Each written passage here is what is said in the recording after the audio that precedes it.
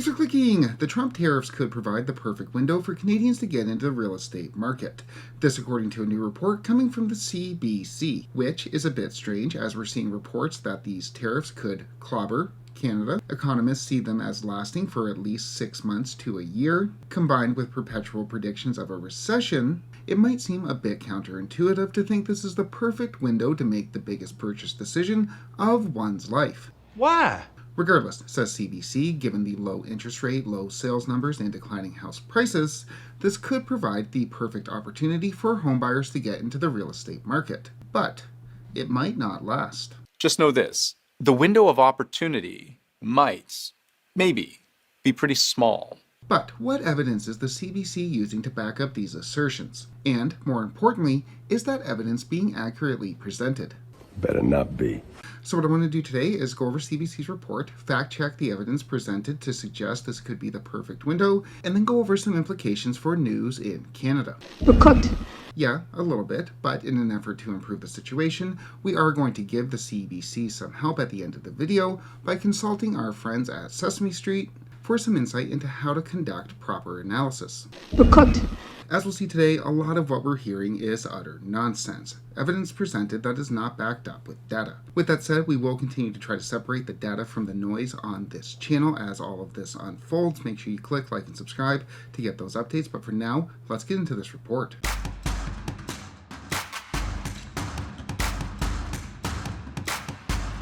Out of the report, CBC starts off with the premise that pre-tariffs, everything was going great in Canada's real estate market. All the evidence suggested the market was about to take off. Here, at this little spike. That's the end of 2024, when things started to look like they were about to rebound. We're seeing around the fourth quarter of 2024 was a really strong recovery. Well, we've gone over this on this channel before, so no real need to go into massive detail here, but suffice to say that sales were up for one single month in November, when sales came in above their 10-year average. And it wasn't that impressive of an increase. In places like Toronto, sales were up year over year, but still their third worst that Toronto had seen for the past decade. Or, as the CBC put it at the time, lower interest rates are really encouraging more Canadians to get into the real estate markets. And fast forward to now, and the CBC is still pushing that narrative regardless of the facts. Buyers were jumping back into the market, and pretty much everyone was predicting this was just the beginning. Not everyone, only those that profit off their predictions, the only ones presented by Canada's news media. Do you think it's for sale? Everything's got its price. Just take a look at who's presenting in this report. Real estate broker, head of a real estate company, chief economist at a real estate board, another head of a real estate company, all with a financial incentive to see the market take back off. Oh, really? And then, as it turns out, 1 month's worth of real estate data wasn't enough to push Canada towards massive national real estate change. We had that momentum more or less continue to January, and then February completely fell off. Things all started to kind of unravel again a little bit. No, it didn't continue into January. Sales were still below their 10-year average in both December and January, with Toronto sales in December and in January, again, their second worst for the past 10 Decembers and Januaries. You guys know this data is available to everyone, right? Before you go on national TV, embarrass yourself. And on that note, just a brief interlude, last year's budget saw Canadian taxpayers give the CBC $1.38 billion. Regardless, that's the past as viewed by CBC. What about the present? Given that the Bank of Canada has just dropped rates to 2.75, and we have a large amount of inventory just sitting on the market. This could be the perfect opportunity for home buyers. For those who are willing and able to dive into the housing market, now might be a pretty good time. But beware, says CBC, that opportunity might not last. Last spring, a BMO survey showed that 72% of aspiring homeowners in Canada, meaning people who don't own a home but want to, they were waiting for interest rates to drop. Yeah, and we went over that poll on another video last year, which is what you want, a poll that's a year old.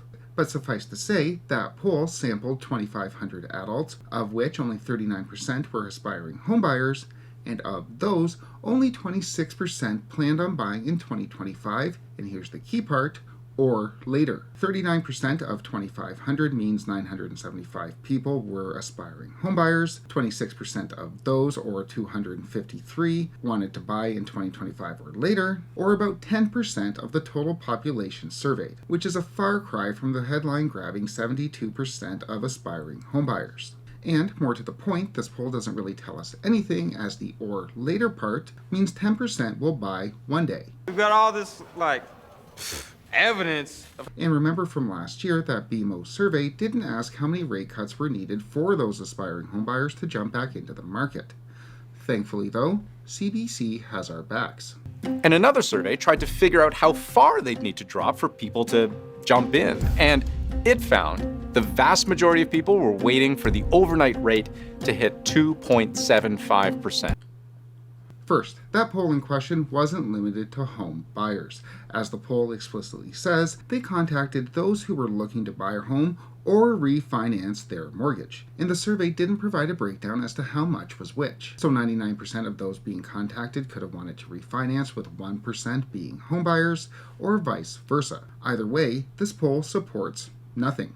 I've got it! Second, the vast majority, 49%, said they needed the policy rate to be below 3% to jump, to refinance or to buy, which, although a small detail, 49% is not a majority, especially that a percentage of those, who knows how much, weren't talking about home buying. Third, the poll was conducted by Ledger, which is fine. Royal LePage also used Ledger in a similar poll last year, which told us that about 51% of those who had postponed their search for a home were jumping back into the market when the Bank of Canada cut rates by 100 basis points or more. Or, as missummarized by CEO Phil Soper, 51% of consumers told us that when the Bank of Canada begins to lower rates, they would re-enter the market. Some of those are looking for a supersized decrease. Good luck with that. Most of them are looking for some indication the rates peaked and now are beginning to fall. Well, no, it wasn't 51% of consumers. It was 51% of those who had been in the market and put their search on hold. And if Phil Soper looks familiar, he should. CBC is using him as one of their experts. But the point is, we saw how accurate that poll was, with the bank having cut rates by 100 basis points by October, and then, in Toronto in October, you guessed it, the third worst in 10 years. So, according to the CBC, things were just about to take off before the Trump tariffs. No evidence to support that. They could again, as 72% of prospective homebuyers are just waiting for rates to drop. They're not, with a majority needing rates to drop below 3%, which is a very loose definition of a majority, and even then, it wasn't all homebuyers. Speaking of which, the CBC in 2022 received $1.24 billion in taxpayer funds. With all of that said, the CBC is quick to note that there is some precedent out there for homebuyers missing out on the good times, as we saw during the pandemic. A golden opportunity for those who were able to push past the pandemic hardship and uncertainty. You could buy a home at a lower price and at an ultra low rate. Because if you waited too long, somewhere between half a year and a year later, all of that pent-up demand and all those people looking to take advantage of low rates, they jumped in and prices skyrocketed. And yeah, we've discussed this before on this channel, that the real estate industry and the media are going to continue to compare the recessions that occurred during COVID and the recession that will occur during the trade war, despite all of the evidence that those two will operate differently. In that, during the one, exports to the world superpower actually increased, continued to increase substantially, and in the other, that recession is actually being caused by a lack of trade with the world's superpower. During the previous recession, the central bank guaranteed us that interest rates would stay low until 2023. During this one, the bank is already warning of higher rates and higher inflation. When the pandemic started, affordability was here, got way, way worse, and then got a little bit better, and is now here, meaning there's nowhere near the room on the balance sheets of the average Canadian to get into the real estate market as there was at the beginning of the past recession. Canada's bond yields, which dictate fixed mortgage rates, were sitting here at the beginning of COVID, and now they're here, meaning the cost of borrowing is also nowhere near where it was during the past golden opportunity. See Canada's public broadcaster, which received $1.39 billion in 2021. Objects and events can have multiple differentiating characteristics. Just because 2020 was bad and the Trump tariffs will be bad does not indicate that the real estate market will behave in the same way. Let's consult our friends at Sesame Street for an illustration. One of these things is not like the other. Now, let's take a bit of a closer look, just in case there is some misunderstandings on the part of our friends at the CBC. Notice how they're all balloons, but only one of them is blue, and two of them are shaped differently. So we can see how like things can be differentiated in any number of ways. And balloons, for the most part, are a little bit less complicated than the real estate market. Whoa! Now look, I don't know if the real estate industry paid for that obvious advertisement on CBC, but I sure do know that taxpayers did, and so did anyone who watched it. Much of the evidence that was provided that homebuyers could miss this golden opportunity did not match what we found when we looked at the actual sources, when we looked at the actual polls, which, as we mentioned earlier, were about a year old. The one poll from BMO was from April of last year, the other poll from October. A poll from October tells you absolutely nothing. The CBC could maybe use some of that over $1 billion in taxpayer money to conduct their own poll. I looked into it last year amid the nonsense deluge of polls that we were receiving. It cost about $20,000. Regardless, I don't know how this real estate market is going to turn out. I don't know how low the Bank of Canada is going to go or how bad the recession is going to be if these Trump tariffs do materialize in a week's time. But I think a good start would be our national public broadcaster using facts rather than real estate industry experts in trying to let us know, in trying to assess how all of this could play out. We will obviously continue to use facts and data on this channel. Make sure you click, like, and subscribe if you want to get those updates. But for now, thanks so much for watching.